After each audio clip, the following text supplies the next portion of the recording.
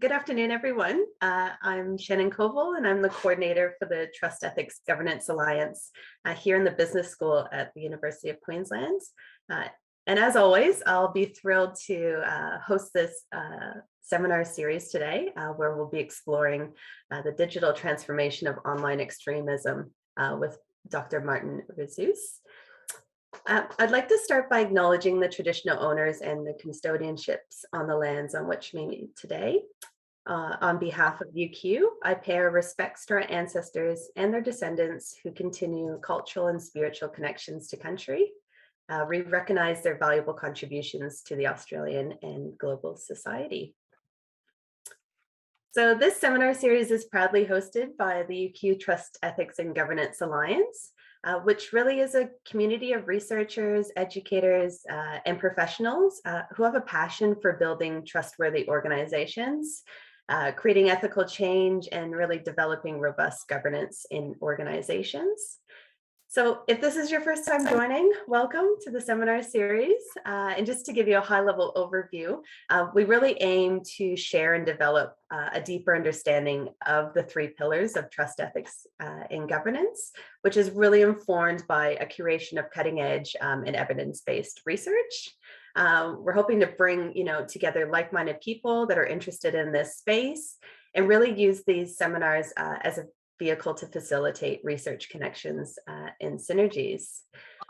So if you haven't already, I really encourage you to jump onto the TEGA website, and you can also join our LinkedIn page. All of the links are on that slide there, where you'll learn more about our research insights, upcoming events and news, and we generally pop in a few discussions on our LinkedIn posts.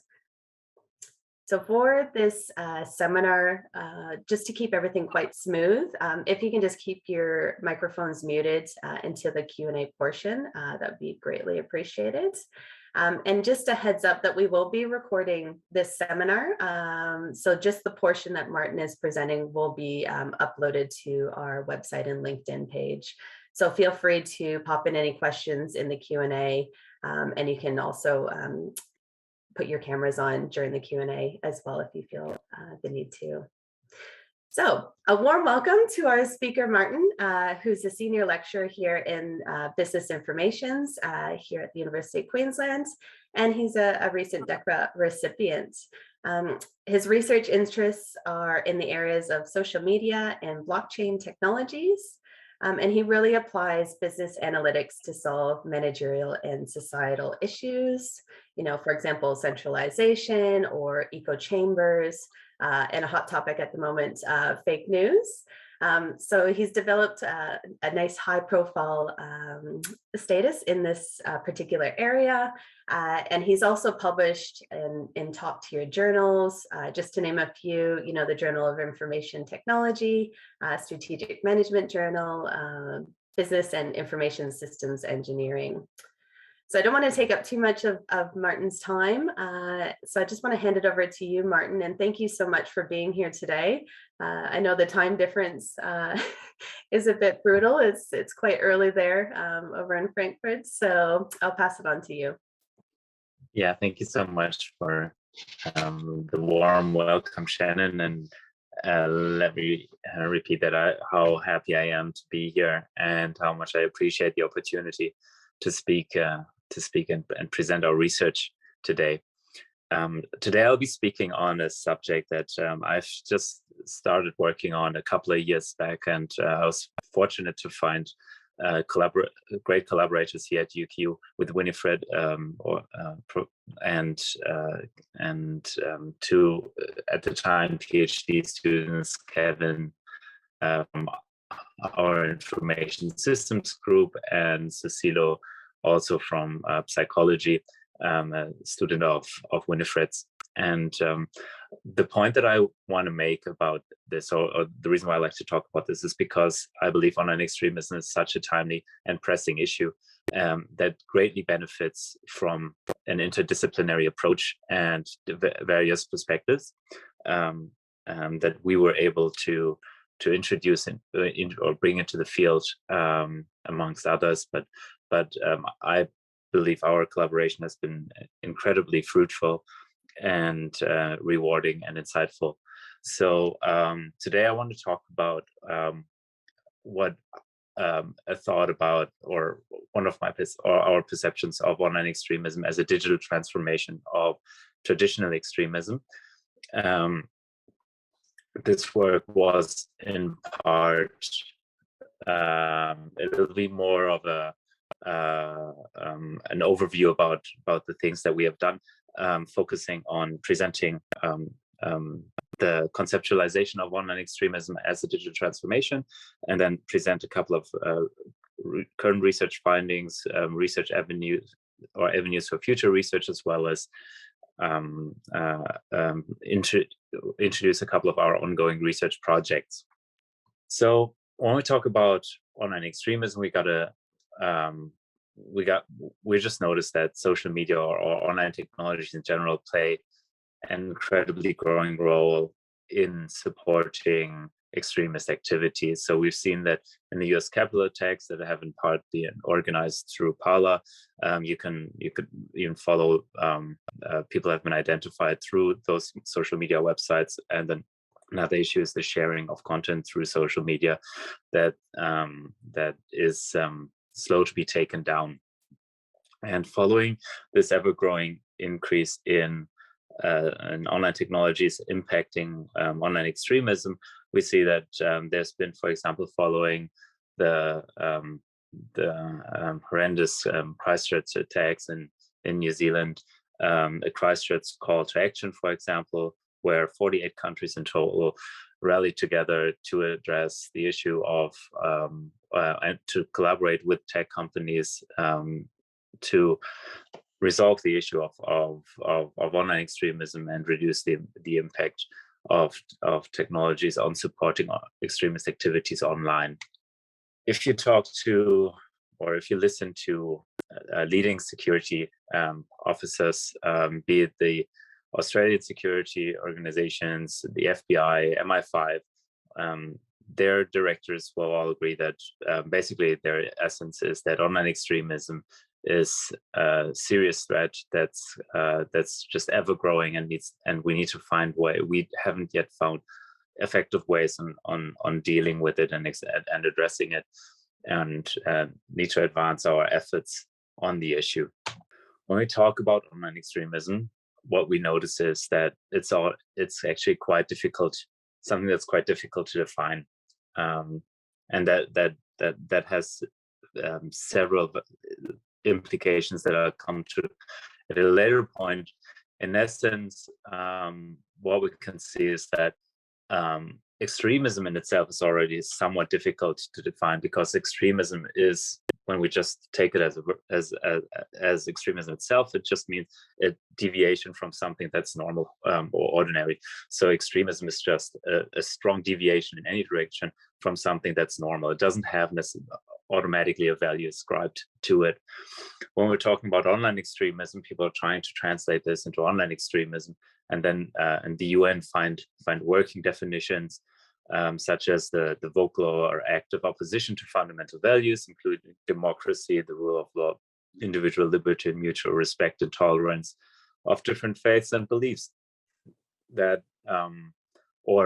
taking a definition from researchers here, the second part is internet activism that is related to, engaged in, or perpetrated by groups, individuals that hold views that are considered to be doctrinally extremist.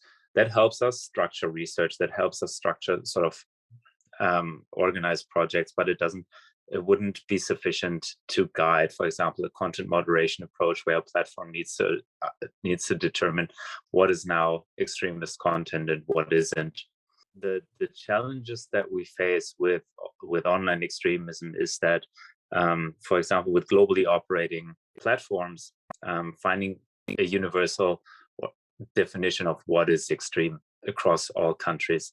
Because if we see extremism as a deviation or a significant deviation from something that's normal, then what's normal across the globe is hard to define. So we can see there are local definitions of what we accept as normal. For example, what we consider to be normal in Australia. If you're thinking about gender rights,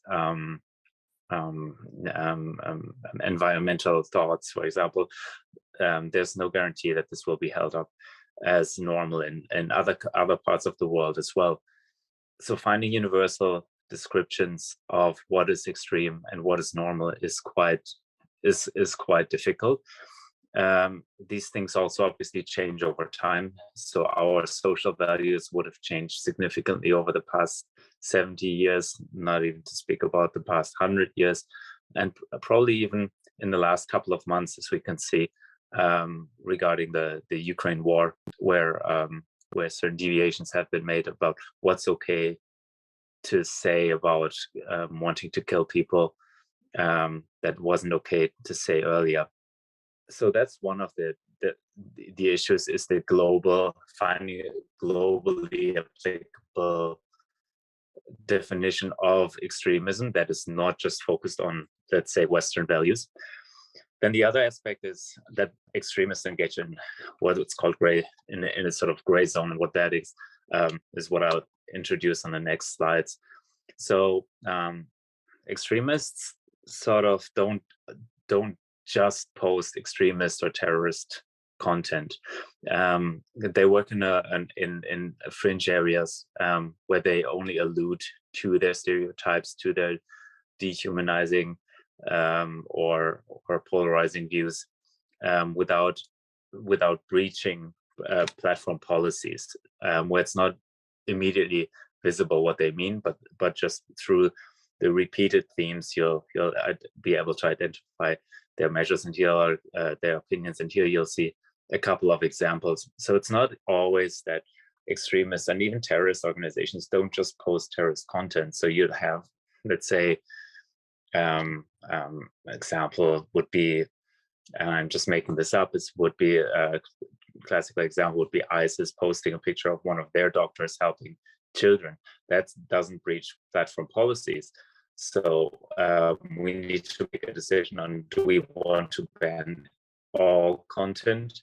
In the case of terrorist organizations, it's somewhat easier, but if you relate it to less clearly defined terrorist organization or extremist views, then you can see how the lines start blurring, and how it becomes quite difficult to make the decision on how to moderate online extremism.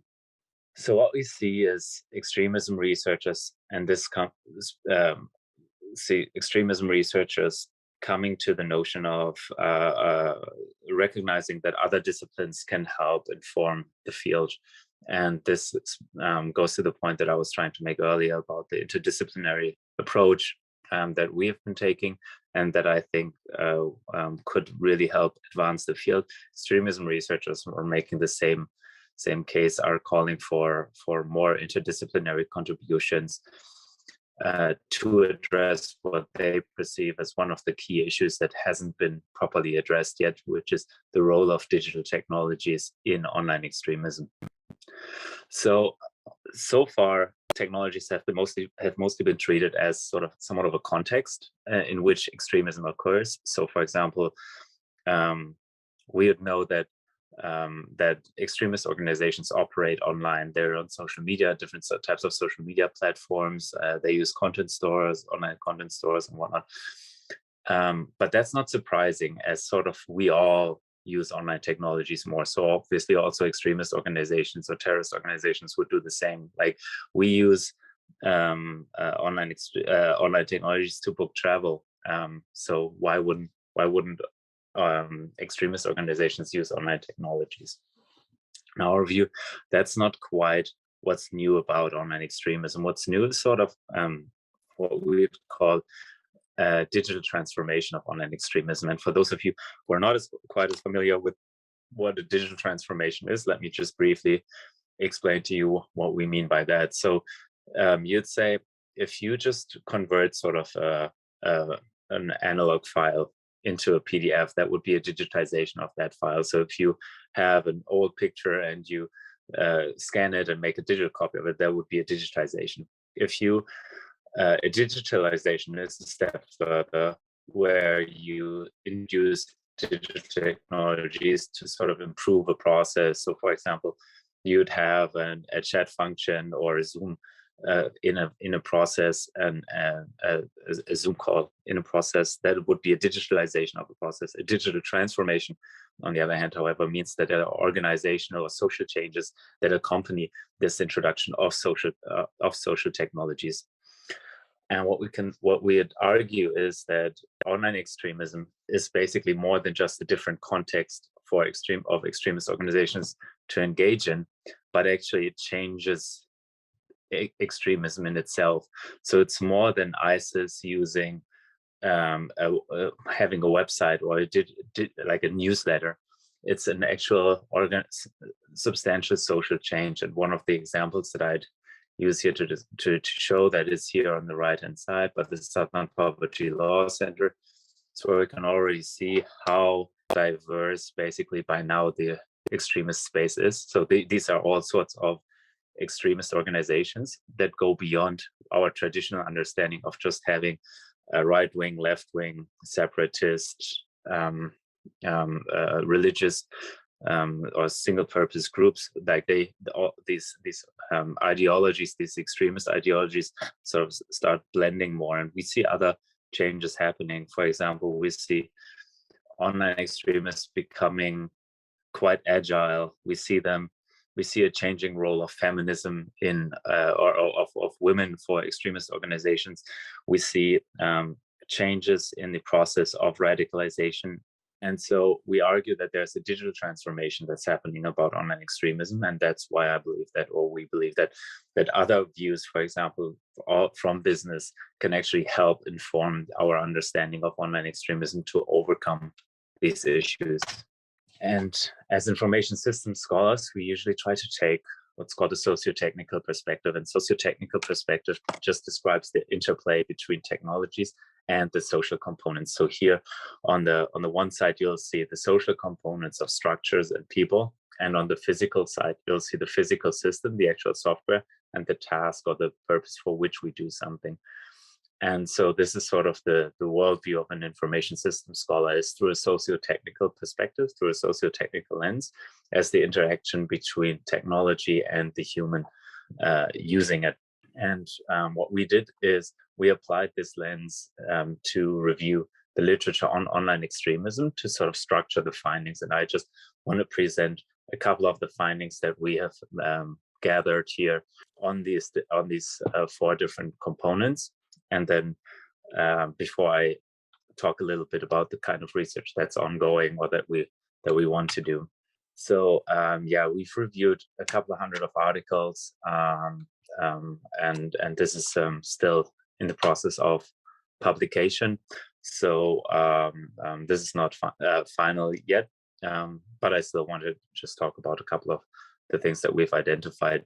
So if we, for example, talk about the structure component of the socio-technical system, meaning what are the organizational changes that we see, or what have researchers explored, then it's mostly about the presence of extremist organizations online, and this is very much focused on right-wing extremists as well as religious extremists, and in that, or terrorists, and in that content particularly on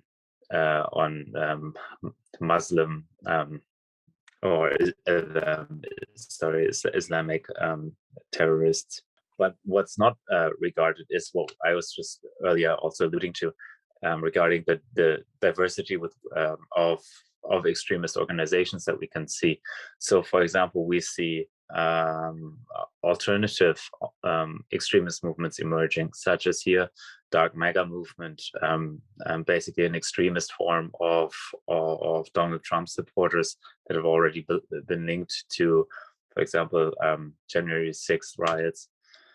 Then we see involuntary celibates, which are basically young men or men who can't find a way to connect with women, and they have a very distorted worldview. They are faced oftentimes with just humiliation, and are the subject of jokes. But it turns out that it can actually grow into quite a violent movement. So since 2014, up to 61 deaths have been related to incel members. Not actually quite, not that funny as the internet would make it to believe it on occasion. Another example here, the Wolverine Watchman, who tried to kidnap the Michigan governor. I believe it was last year. This is noteworthy because these were people who have basically only connected online. They didn't have any offline connections, and we know that offline relations are basically a key predictor of radicalization. So these guys plotted to commit a serious crime without actually having been connected offline, just by online engaging. And then another new emergent form of an extremist organization would be something like the TERFs, which is a hateful group of extreme feminists who would not accept trans people, trans women as women, and would consider them as men, and would reject their rights. Why am I bringing all these examples again? To go back to how we think that online extremism is changing fundamentally, and this is one of the social components that's changing about them, is that their diversity, their group, the way in which they connect actually changes or transforms. Now, if you follow the pictogram in the top left corner, you'll see I moved on to the second component of people. Regarding people, we see a lot of research about vulnerabilities on members. Why do people become extreme? What are predictors of that? And in that regard, we found quite a helpful model of just radicalization in general, which would be the 3N model, which says people radicalize if they have a need, a narrative, and find access to a network to radicalize. And so if we're looking at those individual components, we see a lot of, as I mentioned, a lot of research on what are the different vulnerabilities that make someone likely or vulnerable to radicalize. And a key component of that is this sense of belonging, some dissatisfaction, life dissatisfaction, so a lot of regular risk factors. Then they meet a narrative, so what we'd call a shared system of beliefs. We'll give you with a couple of examples just to break it down to a more practical level here. An ideological narrative that you can join, that you can relate to. And if that is paired with a network, like as online technologies would offer us, it's likely that that person would or it's basically the process through which people radicalize. Through a theoretical lens. And then when we're looking at the physical system, not too much research has been going on, but the majority of research that's been conducted on online technologies is focused on social media, and they're not only just on social media, but on the mainstream social media sites. Quite helpful, or what we found interesting classification was the one that Fisher did, where they broke up the online technologies into different components, the different types of online technologies. So they distinguish between beacons, aggregators, and content stores. Content stores would be something like your Google Drive. Aggregators would be something like a Facebook page or a homepage where you have a lot of content just like collected and prepared for easy access. And then beacons, which would be something where you go to be directed towards that extremist content. And those beacons would probably be what most of the research is actually focused on. But it disregards a lot about the process of actually radicalizing and online extremism itself. So if you're looking at the radicalization, the way in which people radicalize is they follow those different the public social media websites with the need, as mentioned, through the 3N model, and might radicalize further by finding their way into those more fringe websites, onto their fringe websites. And that is, as we'll come to later, a point of attack where we are trying to prevent further radicalization to occur.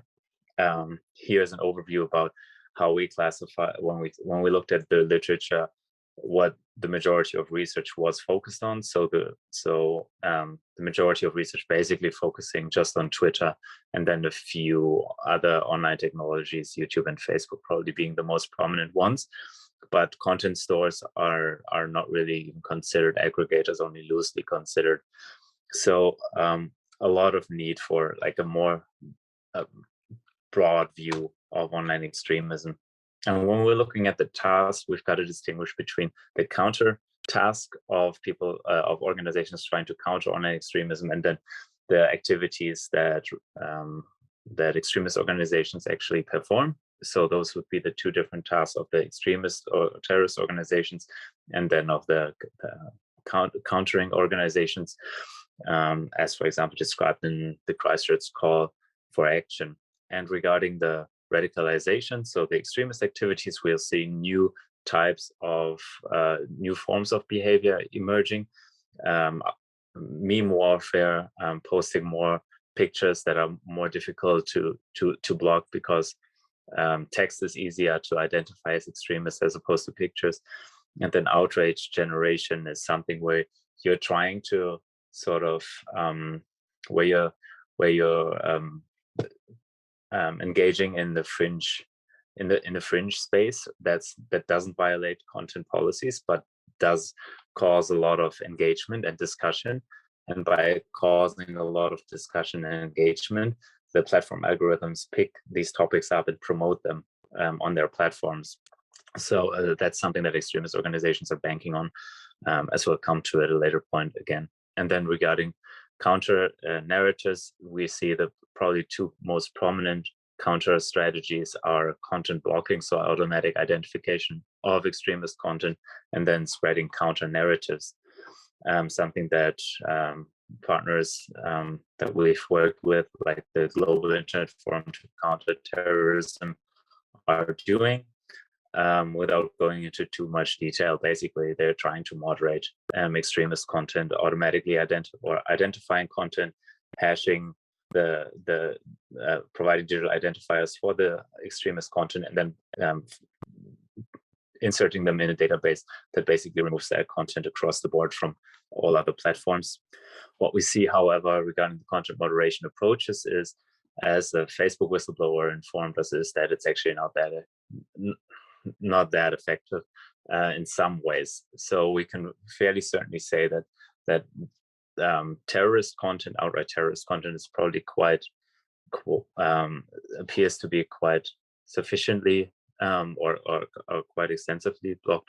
But that's only part of the issue, as we've seen. For example, here the whistleblower was talking about hate messages, and she was talking about how Facebook is only able to manage the smallest share of hateful messages that should also actually be taken down, which is something that's frequently criticized about Facebook. And then some examples of counter speech here, just to give you an idea what that can look like, where people individually reach out or comment on extremist content, can flag it, or organizations, some non-governmental organizations, civil societies would do the same thing, where they post counter information or report users. So that's sort of an overview about to give you an idea about the kind of research that's ongoing. And now I'd like to move into some of the research that could be done, or that we have been doing. And I'm sorry for overloading the slide. It's supposed to pop up one by one due to technical issues. I just got to work with the Adobe version now. So one of the things, as I mentioned initially, is that there's no universal definition of online extremism or extremism in itself, at least none that helps us actually provide actionable insights for globally operating platforms. So one of the things that we tried to do was help inform that understanding. And what we did was we said a key issue that we could resolve is move away from this binary understanding of online extremism as either you're an extremist or not, and acknowledge that there's a continuum, a dimension of extremism. So we said before this binary understanding of only distinguishing between extremist and non-extremist actually prevents properly acknowledging the different stages of radicalization that someone can go through. So we advocated for a continuum-based understanding that moves from just your regular normal society over a partisanship group, then moving on to a fringe group, moving on to violent extremism, and then to terrorism. And then what we were trying to do was we tried to help develop identifiers, cognitive identifiers, behavioral identifiers, group dynamic identifiers that define the different levels of extremism. And that can help us then determine different content moderation or approaches towards the different levels of extremism, so that you don't just distinguish between extremists and non-extremists, but actually consider the nuances and make more level specific take more level specific counter approaches. And we wrote that up for GIFCT, the Global Internet Forum to Counter Terrorism, and we've experienced some backlash coming from there. So we went through a couple of rough months there, being faced with defamation lawsuit, or like threatened with a defamation lawsuit from Jihad Watch, interestingly represented by a lawyer that used to represent Donald Trump in his challenging of the presidential election in front of the Supreme Court. So with us doing this, what basically the next step would be after we develop this classification would be trying to find a way to develop and train a machine learning algorithm that is then able to detect these levels of extremism itself, and then can track organizations over time, could issue warning messages about people, and also enables people who de-radicalize to move down a layer, because that's another issue that we see is people basically, if you ever made it on one of those extremist lists, it's very difficult to come back from there. So we're trying to address a couple of issues with this more nuanced dimension-based understanding of extremism, to approach towards more of a definition that doesn't necessarily define hard criteria for what's extremist or what's normal globally, but can be regionally adjusted and allows for some movement and transparent classification based on those different types of cues, the behavioral, the cognitive, and the group dynamic cues. And another work that Kevin is working on is exploring the ability to spread those counter narratives that I was talking about earlier through social bots. So far we see bots mostly being used for malicious purposes or for like a chatbot, but they've played a big role on the 2016 presidential election to spread fake news. And we thought, why can't we use these kind of bots to basically counter those narratives and spread counter narratives towards extremist content ourselves? So why is that important? As you can see on the top left figure here is a visualization from Facebook, what I was describing earlier. As we post more fringe content, or as these extremist organizations post more fringe content, engagement actually goes up before they cross the policy line and post content that's unacceptable, violates platform policies, and is moderate. And so the fringe type of content is actually particularly harmful because it helps people radicalize, connect with extremists and stuff. And so that's where we sort of want to intervene by spreading those counter narratives in a larger scale and develop bots to post to effectively post counter messages towards that fringe content.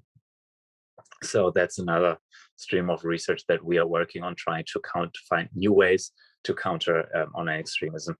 And the idea hereby being, okay, we're actually taking those means that extremists or malicious actors use and use them against them as a counter mean.